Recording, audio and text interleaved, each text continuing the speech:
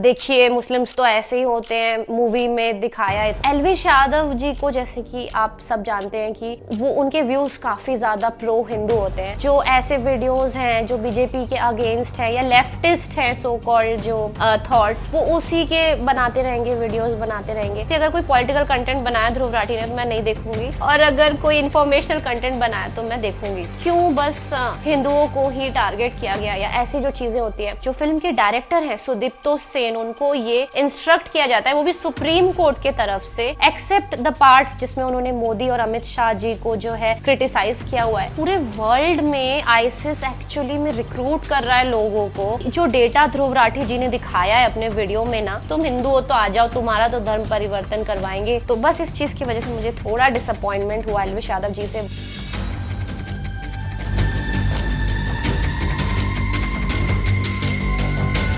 5 मई 2023 को एक movie release होती है द केरला स्टोरी। ये मूवी जब रिलीज हुई थी तो उतना ज्यादा इंटरेस्टेड नहीं थी फर्स्ट डे या फर्स्ट वीक पब्लिक इसको देखने के लिए। फिर उसके बाद ना कुछ टाइम बीता और ये मूवी मतलब इतनी ज्यादा टॉक ऑफ द टाउन बन गई। लोग डिस्कस कर रहे हैं कि यार कितना गंदा दिखाया है केरला स्टोरी में, ऐसे होता है क्या, वैसे होता है क्या, ये ऐसे कैसे कर सकते हैं। और स्पेसिफिकली लोग बोल रहे थे कि हिंदुओं के अगेंस्ट दिखाया है, हिंदुओं के अगेंस्ट दिखाया है। क्योंकि मैं खुद भी एक हिंदू हूँ और मैं बहुत ज्यादा रिस्पेक्ट करती हूँ। मैंने भगवत गीता के ऊपर भी वीडियोस बनाए हैं, अध्यात्म वेदांत को मैं बहुत ज्यादा फॉलो करती हूँ। तो जब ये मूवी रिलीज हुई ना तो इतना केओस हो गया था हर जगह। लोग लिटरली ऐसे बात कर रहे थे कि जो फैक्ट्स प्रेजेंट किए हैं मूवी में, इन फैक्ट्स को देख के तो हमको यही लगता है कि मुस्लिम्स हैं कंट्री के, वो तो ऐसे ही होते हैं, वैसे ही होते हैं। और वायलेंट वीडियोस बाहर आने लगे। वो हिंदुस्तानी नहीं, वो इस्लामिक टेरर है। मैं खुद बेटी का बाप हूँ, मुझे अपनी बेटी से कहते हुए शर्म आ रही, लेकिन फिल्म जरूर देखनी चाहिए। बहुत अच्छी थी। जो ज्यादा भाईचारा निभाते हैं उनको देखनी चाहिए।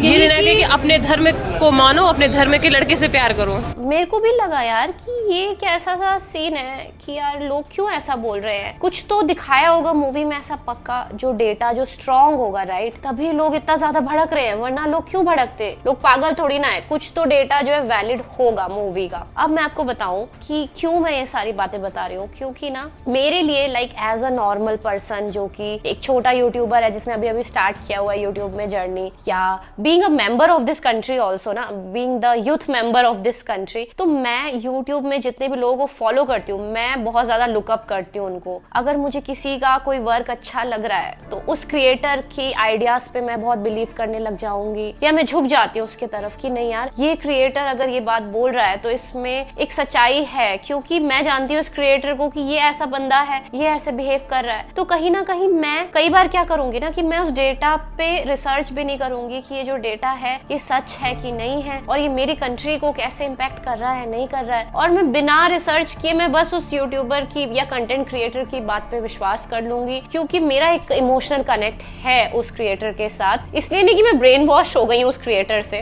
बट इसलिए क्योंकि I look up to that creator. तो ये केरला स्टोरी वगैरह आई, और आई एम अ पर्सन जिसको है पॉलिटिक्स में इंटरेस्ट, मुझे रहता है, जियो पॉलिटिक्स हो या कंट्री की इंटरनल पॉलिटिक्स चल रही हो, मुझे उसमें बहुत इंटरेस्ट है। और मैं झूठ नहीं बोलना चाहूंगी, मुझे नरेंद्र मोदी जी की मैं बहुत बड़ी फैन हूँ। मुझे बाकी बीजेपी के बारे में मैं नहीं कमेंट करना चाहूंगी, क्योंकि मेरे रिलीजियस पॉइंट ऑफ व्यू के हिसाब से I am not bound to follow a complete political party just because I like one particular leader at that moment. नहीं, तो मुझे अभी बीजेपी इसलिए अच्छी लगती है क्योंकि मोदी जी कहीं ना कहीं प्राइम मिनिस्टर है और मैं उनकी फैन हूँ। तो बस उनकी वजह से मुझे एक झुकाव रहता है आरएसएस के प्रति भी, और जो राइटिस्ट बोलते हैं सो कॉल्ड लोग, उन सारे चीजों के प्रति एक सॉफ्ट कॉर्नर रहता है। लेकिन मैं ऐसा नहीं है कि मैं ब्लाइंडली फॉलो करने लग जाऊंगी उन चीजों को। पहले मेरे लिए मेरी कंट्री आती है, उसके बाद ये सारी चीजें आती है। पहले वो चीजें आती है कि भाई कोई भी है सीट में, वो कंट्री के लिए क्या कर रहा है, और उसके बाद आपकी फैन फॉलोइंग आती है या कुछ भी आता है। अब मैं यूट्यूबर्स की बात करी थी राइट, कि मैं कैसे उनसे इन्फ्लुएंस्ड रहती हूँ। एल्विश यादव जी को जैसे कि आप सब जानते हैं कि वो उनके व्यूज काफी ज्यादा प्रो हिंदू होते हैं, जो कि मुझे बहुत अच्छे लगते हैं। उनका वो जय श्री राम बोलना, ये सारी चीजें मुझे पसंद है। क्योंकि मैं कहीं ना कहीं यार मैं भी उन चीजों को सपोर्ट करती हूँ, तो मैं खुल के क्यों ना बोलूँ कि हाँ मुझे सॉफ्ट कॉर्नर है उन चीजों के लिए। तो मेरा वो सीन था कि हाँ मैंने एल्विश यादव जी के बारे में सुना हुआ था कि ये सारी चीजें सपोर्ट करते हैं, तो मेरे को अच्छा लगता था कि यार देखो ये बंदा इतना वोकल है इन चीजों को लेके। तो मेरी जो लिस्ट होती है ना कि ये कंटेंट क्रिएटर्स जो मुझे अच्छे लगते हैं, तो मैं उस लाइक लिस्ट में डेफिनेटली कहूंगी कि एल्विश यादव जी का नाम तो 100% था ही था। अब ध्रुव राठी जी की मैं अगर बात करूं तो ध्रुव राठी के प्रति मेरे को थोड़े से मिक्स्ड फीलिंग्स रहे हैं हमेशा से, क्योंकि जो कुछ कंटेंट मैंने उनके देखे हैं ना वो मुझे बहुत अच्छे लगते हैं। मैं बहुत रिस्पेक्ट करती हूँ उस कंटेंट की, स्पेसिफिकली जो वो साइंस रिलेटेड कंटेंट बनाते हैं या अंधविश्वास से फाइट करने को लेके जो कंटेंट वो बनाते हैं। जैसे पैरानॉर्मल एक्टिविटीज को लेके उन्होंने बताया था कि यार ये चीजें कितनी ज्यादा बेवकूफों का काम है कि इन चीजों पे आपको बिलीव नहीं करना चाहिए, और अंधविश्वास की वजह से क्या क्या हो रहा है इंडिया में। मंकी मैन को लेके भी उन्होंने अंधविश्वास के टॉपिक को जो है रेस करने की कोशिश की थी। And I also personally believe in that ना कि हाँ वो चीज सही वो कह रहे हैं, ये सब चीजें एग्जिस्ट नहीं करती, ये मेरा पर्सनल पीओवी है। तो ये जितने वीडियोस बनाते हैं ना ध्रुव राठी, अमेजिंग बनाते हैं, मतलब उनके जैसा डेटा कोई नहीं दिखाता, और वो जो उनका एक ब्लंट पर्सपेक्टिव है, आई रिस्पेक्ट दैट। लेकिन हाँ मैं मतलब एज अ व्यूअर ना उनका पॉलिटिकल कंटेंट बिल्कुल अवॉइड करती थी, क्योंकि मुझे पता था कि ये तो नहीं ही बनाएंगे है ना करंट गवर्नमेंट के प्रति, क्योंकि इनका एक रहता है कि हाँ इनको बस जो ऐसे वीडियोस हैं जो बीजेपी के अगेंस्ट है या लेफ्टिस्ट है सो कॉल्ड जो थॉट्स, वो उसी के बनाते रहेंगे, वीडियोस बनाते रहेंगे। तो मुझे कहीं ना कहीं मैं इसीलिए पॉलिटिकल कंटेंट जो है उनका अवॉइड करती थी। तो मैं क्या करती थी, अगर कोई पॉलिटिकल कंटेंट बनाया ध्रुव राठी ने तो मैं नहीं देखूंगी, और अगर कोई इन्फॉर्मेशनल कंटेंट बनाया तो मैं देखूंगी। तो इन्फॉर्मेशनल कंटेंट देखते देखते उनका मुझे एक तो पर्सपेक्टिव समझ आया कि भाई ये बंदा डेटा का तो पक्का है, मतलब जो डेटा ये ला रहा है वो ये अच्छा ला रहा है, लेकिन कहीं ना कहीं इनका एक पर्सनल सॉफ्ट कॉर्नर है because of the political party जो वो सपोर्ट करते हैं। इस वजह से वो कहीं ना कहीं मुझे लगता है बायस हो जाते हैं अपने ओपिनियंस को लेकर के। लेकिन ठीक है यार, हर किसी का इंडिविजुअल पॉलिटिकल इंटरेस्ट होता है। पॉलिटिक्स ऐसी चीज है कि आप किसी को ना फोर्स नहीं कर सकते। That's why India is known to be a democracy, right.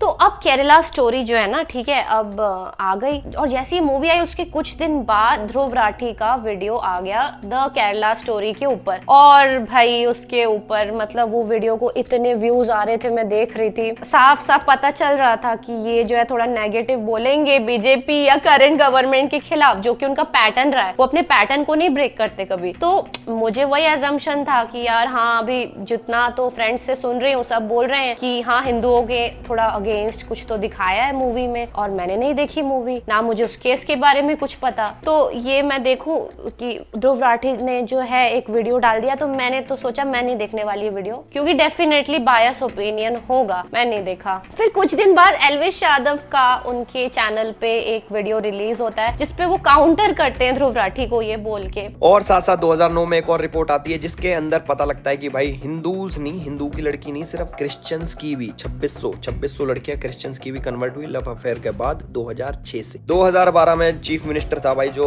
Congress का ही था केरला का, उसने रिपोर्ट दी कि 7713 लोग 2006 से लेकर 2012 तक कन्वर्ट हुए हैं। और भाई फिर ORF की रिपोर्ट आती है, उसके अंदर वो बताते हैं कि जितने भी ISIS के रिक्रूटर्स हैं वो सारे केरला बेस्ड हैं। तो ये नंबर अपना 32,000 पर ईयर के हिसाब से जोड़ लो। 32,000 कैसे बना भाई, सिर्फ 3 लड़कियों पर रखा था, हम 32,000 की रिपोर्ट लेके आ गए। बहुत अच्छे स्ट्रॉन्ग तरीके से मतलब प्रूफ देते हुए एल्विश यादव जी ने बोला था कि ये चीजें हैं, तो इसका मतलब जो मूवी में डेटा दिखा रहे हैं वो सही है वो डेटा। अब ऑब्वियसली यार, अब आप जो हैं, अगर मेरा सॉफ्ट कॉर्नर है किसी पॉलिटिकल पार्टी के लिए या एक कम्युनिटी के लिए आप कह सकते हो, और एक बंदा मुझे पता है कि वो भी उसी चीज को सपोर्ट कर रहा है, तो मैंने ये बात मान ली कि हाँ ठीक है जो चीज एल्विश यादव कह रहे हैं वो सही है। तो कहीं ना वो एक हेट्रेड मैंने भी फील किया था उस केस को लेके, किसी कम्युनिटी को लेके नहीं, किसी कम्युनिटी को लेके कभी मेरे अंदर कोई हेट नहीं रहा है, पर हाँ उस इंसिडेंट को लेके एक चीज मेरे अंदर भी आ रही थी कि यार सरकार क्या कर रही थी फिर केरला की, जब ये सब चीजें चल रही थी तो एक वो हेट्रेड आ रही थी कि क्यों बस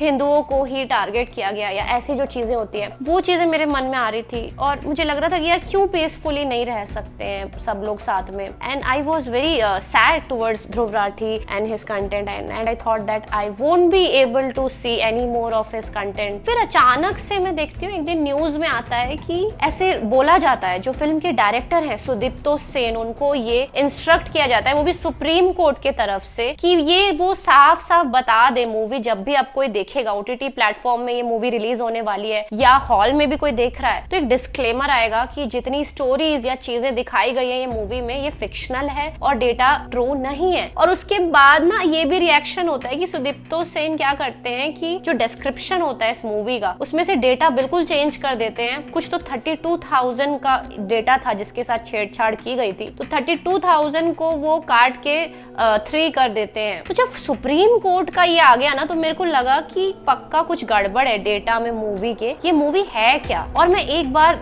ध्रुव राठी का वीडियो फिर देखने में मेरे को ना इंटरेस्ट आया, तो मैंने फिर क्लिक किया ध्रुव राठी की वीडियो को और मैंने वो पूरी वीडियो देखी। एक्चुअली में मुझे वो वीडियो अच्छी लगी, मतलब एक्सेप्ट द पार्ट्स जिसमें उन्होंने मोदी और अमित शाह जी को जो है क्रिटिसाइज किया हुआ है, क्योंकि मैं नहीं सपोर्ट करती कि मोदी जी या अमित शाह जी जो इतने एक्चुअली में अच्छे लीडर्स हैं, उनको कोई इस तरीके से क्रिटिसाइज करे। तो मुझे लगता है यार केरला स्टोरी वाले केस के अराउंड ही रहना चाहिए था ध्रुव राठी को, और किसी पार्टी को नहीं इंक्लूड करना चाहिए था। ये मेरा पर्सनल ओपिनियन है।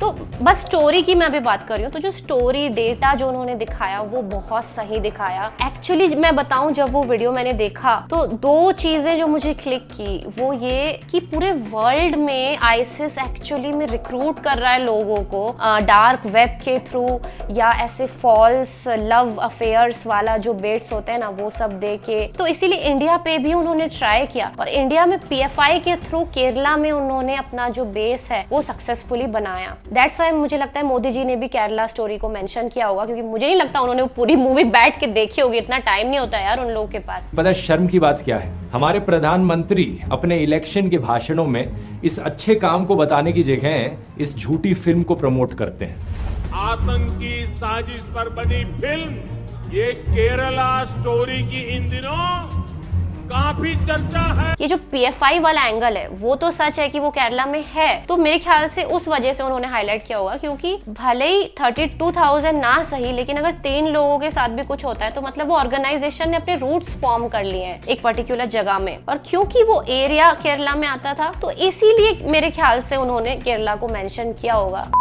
किस तरीके से देखो यार, आईसिस मतलब पूरे वर्ल्ड में लोगों को जो है इकट्ठा कर रही है, तो इसका मतलब ये अगर इकट्ठा करने में जो है बिल्कुल सक्सेसफुल हो गए तो ये फ्यूचर में किसी भी कंट्री में टेररिज्म फैला सकते हैं। तो मुझे लगता है सारी कंट्रीज को मिल करके एक एफर्ट जो है वो लेना चाहिए, जो कि मुझे लगता है कि मोदी जी ने भी ये चीज उठाई G20 समिट में, और जयशंकर जी ने भी उठाई कि टेररिज्म, एंटी टेररिज्म जो है इस चीज पे काम करना चाहिए, सारे देश के लोगों को मिल के। ग्लोबल चैलेंजेस में टेररिज्म पे बात होगी, रिफ्यूजी क्राइसिस पे बात होगी। ये 2 मुद्दे विद्या जो इस बार जुड़े हैं, और इन दोनों ही मुद्दों पे G20 शिखर सम्मेलन के जो तमाम लीडर्स इकट्ठा हो रहे हैं G20 देशों के, इन 2 मुद्दों पे बहुत ही संजीदगी से बात की जाए। ये बात नहीं इम्पोर्टेंट है यहाँ पे कि हमारे देश के लोग जा रहे हैं कि किसी दूसरे कंट्री के देश के लोग बर्बाद हो रहे हैं। बात ये कि यार ह्यूमैनिटी के लिए ये चीज अच्छी नहीं है, इसीलिए आईसिस के टॉपिक को सीरियसली लेना चाहिए। और अगर कोई मूवी उस बारे में हाईलाइट कर रही है तो ये वाला टॉपिक फिर लोगों को ध्यान देना चाहिए कि यार आईसिस ऑपरेशनल है, मतलब ये एक सीरियस कंसर्न है। ये तो हुई पहली चीज। दूसरी चीज जो मुझे लगी कि जो डेटा ध्रुव राठी जी ने दिखाया है अपने वीडियो में ना, कि किस तरीके से इतने सारे लोगों को रिक्रूट किया अलग अलग कंट्रीज से, फ्रांस से इतने सारे लोगों को जैसे उन्होंने बताया कि रिक्रूट किया है आईसिस ने, लेकिन जो इंडियन रिक्रूटर्स हैं वो बहुत कम है, बहुत कम है। मतलब इंडिया से काफी कम लोगों को वो रिक्रूट कर पाए। जो 66 इंडियंस हैं बस वही जो है दिख पाए आईसिस के डेटा में जो कि रिक्रूट हुए हैं, जो कि अगर आप बाकी वर्ल्ड के कंट्रीज से कंपेयर करोगे तो वो डेटा बहुत कम है। और क्योंकि जो तरीका होता है आईसिस का रिक्रूट करने का, वो पहला तो यही होता है कि ब्रेन वॉश करने की कोशिश करते हैं वो आपको। तो ये सोचिए कितनी प्राउड की बात है कि कितने कम इंडियंस ब्रेन वॉश हो रहे हैं एक्चुअली।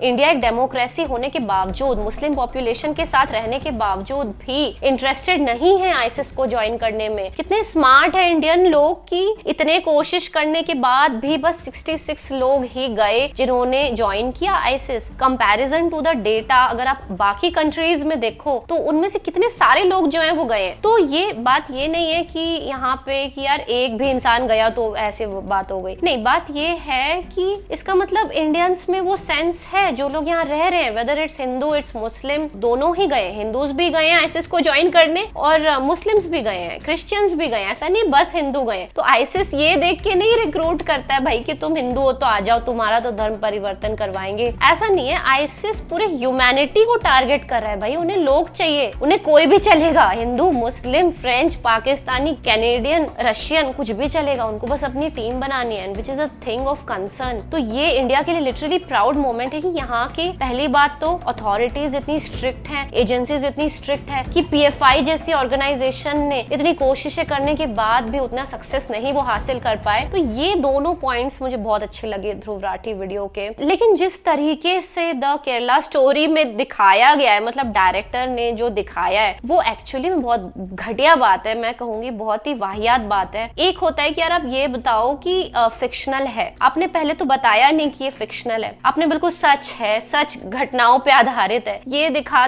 के आपने एक झूठा डेटा दिखा दिया कि 32,000 लड़कियों को, वो भी हिंदू लड़कियों को, व्हाटएवर लड़कियों को इंडिया से ना, मतलब 32,000 इंडियन लड़कियों को आईसिस में कन्वर्जन किया गया। तो एक्चुअल डेटा क्या था कि बस 3 ही लड़कियां थी जिन्होंने ज्वाइन किया था, और वो भी अपनी इच्छा से ज्वाइन किया था, किसी ने फोर्स नहीं किया था। जो निमिषा नायर, तो अदा शर्मा ने जो किरदार निभाया है जिस लड़की का, और कन्वर्जन के बाद लाइक उनका नाम हो गया फातिमा ईसा, तो उनकी इंटरव्यूज भी अवेलेबल है यूट्यूब में, आप जाके देखो कैसे ब्रूटल लग रही वो लड़की, खुद ही बिल्कुल मासूम नहीं लग रही भाई, बल्कि ऐसी लग रही कि पूरी बेवकूफ है और ब्रेन वॉश किया गया है। अगर वो इतने मजबूर हो सकते हैं कि ऐसी ऑर्गेनाइजेशंस के पछड़े में पड़ जाएं, तो यार वो बेवकूफ है ना। फिर आप ये मत बोलो कि किसी और कम्युनिटी गलती है, ये इसका मतलब वो लड़की खुद बेवकूफ थी ना। तो एक का डेटा कभी भी 32,000 से नहीं कंपेयर हो सकता। 32,000 की अगर आप बात करते हो ना, तो एक तरीके से आप एक कम्युनिटी पे आरोप लगा दे रहे हो कि यार ये कम्युनिटी जो है ऐसी है आईसिस की वजह से, बस कि हमारे इतने सारे लोगों का ब्रेन वॉश कर लिया। तो उससे क्या होता है ना, एक आक्रोश आ जाता है पूरे लोगों पे, जनता पे, यूथ जो थी, जो जानती भी नहीं थी स्टोरी के बारे में, जैसे कि मैं थी, तो मेरे अंदर भी आ गया था यार कि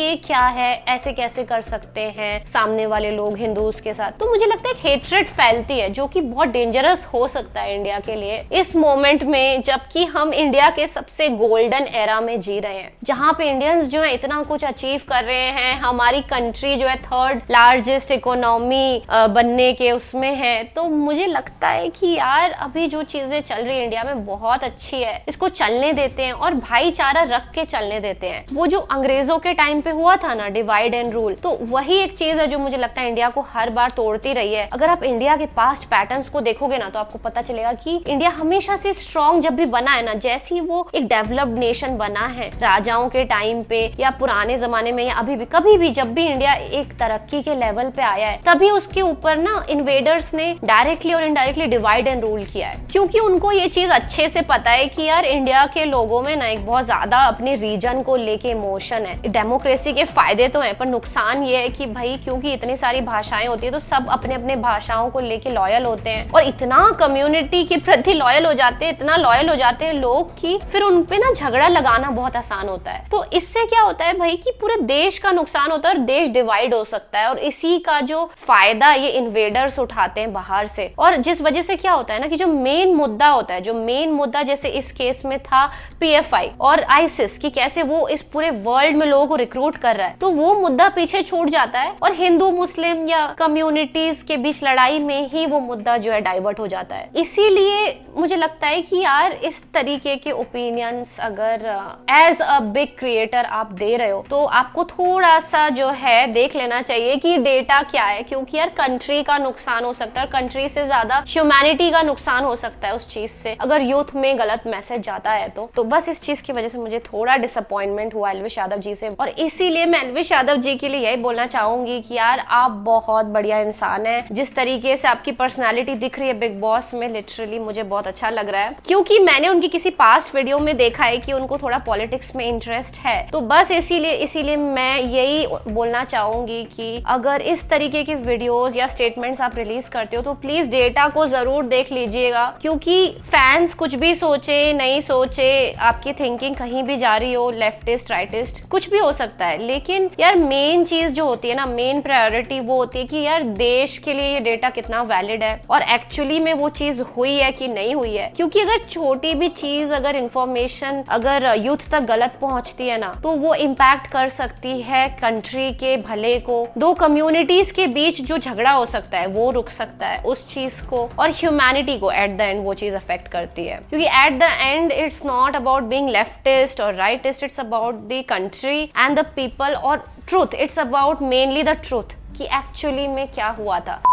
तो यही मैं बस कहना चाहती थी इस कंट्रोवर्सी को लेके कि आप दोनों ही क्रिएटर्स बहुत ही मुझे पसंद है, मुझे ध्रुव राठी का भी एक्सेप्ट पॉलिटिकल जो कंटेंट है बाकी कंटेंट बहुत पसंद है, और एल्विश यादव जी का भी मिसोर्जिनिस्ट कंटेंट को छोड़ के जो बाकी कंटेंट है और जो उनकी पर्सनालिटी है वो बहुत पसंद है। तो इसीलिए मुझे ये कंट्रोवर्सी थोड़ी मिसअंडरस्टैंडिंग में बेसिस ज्यादा लगी, क्योंकि आई फील कि वेदर इट्स ध्रुव राठी और वेदर इट्स एल्विश यादव, दोनों के मेन एजेंडा और मेन मोटो यही है कि यार कंट्री का एट द एंड अच्छा हो, चाहे थिंकिंग कुछ भी हो। लेकिन एक चीज मैंने दोनों में नोटिस करी है कि कंट्री के लिए जो प्यार है वो दोनों में बराबर है कि यार कंट्री को कुछ नहीं होना चाहिए, इंडिया को कुछ नहीं होना चाहिए। तो इसीलिए बस मुझे लगता है कि ये एक मिसअंडरस्टैंडिंग कंट्रोवर्सी है। एंड में मेरा पर्सपेक्टिव यही है इन सारे पॉलिटिकल मैटर्स को लेके कि मुझे लगता है ना यार कि एक सेंट्रिस्ट सोच होनी चाहिए। ये क्या होता है कि यार या तो आप लेफ्टिस्ट हो या तो आप राइटिस्ट हो। मैंने काफी लोगों को मतलब ये देखा है यार बोलते हुए, इनफैक्ट मैं ध्रुव राठी के बारे में भी जो बोल रही थी कि वो भी बनाते हैं वीडियोस, तो वो सारी वही बनाने लगते हैं जो कि बुराइयां ही हैं, बीजेपी के अगेंस्ट ही हैं, या जो राइटिस्ट के भी सपोर्टर लोग हैं वो भी फिर वैसे वीडियोस बनाने लगते हैं जो कि यार बस अगेंस्ट ही है कांग्रेस के या जितने भी अपोजिशन लीडर्स हैं उनके अगेंस्ट ही है। तो मुझे लगता है ना कि दो हिस्सों में बट गया है पूरा जो एक पॉइंट ऑफ व्यू है लोगों का, जो पीओवी है वो दो हिस्सों में बट गया है। और अगर नहीं भी बटा है ना तो भी लोग इस तरीके से बात करते हैं कि मजबूरी में आपको किसी एक पार्टी का नाम लेना पड़ता है कि या तो हम लेफ्टिस्ट हैं या राइटिस्ट है। अगर आप सेंट्रिस्ट ओपिनियन दे दिए तो लोगों को लगता है कि आपको पॉलिटिक्स समझ ही नहीं आती। आप किसी बंदे के काम को देखो, जैसे मोदी जी है इतना बढ़िया काम कर रहे हैं देश के लिए, तो आप उस बंदे के काम को देखो, चाहे वो किसी भी पॉलिटिकल पार्टी को बिलोंग करता हो। कांग्रेस में भी अच्छे लीडर्स रहे हैं, और अगर अच्छे लीडर ऐसे हैं कि जिन्होंने कुछ बुराइयां भी की हैं तो कुछ अच्छाइयां भी की होगी। तो मुझे लगता है जो अच्छा काम किया है उन्होंने देश के लिए, हमें वो देखना चाहिए। मेन प्रायोरिटी रहना चाहिए कि यार कंट्री के लिए कौन किस मोमेंट में अच्छा कर रहा है, ना कि जनरलाइज उसको ओपिनियन देना कि क्योंकि उसने ऐसा किया तो इसीलिए हम इसी चीज को फॉलो करेंगे, इसी पार्टी को फॉलो करेंगे। ये चीज मुझे बहुत गलत लगती है। Peace out guys, peace out, just peace out. So that was it for this video.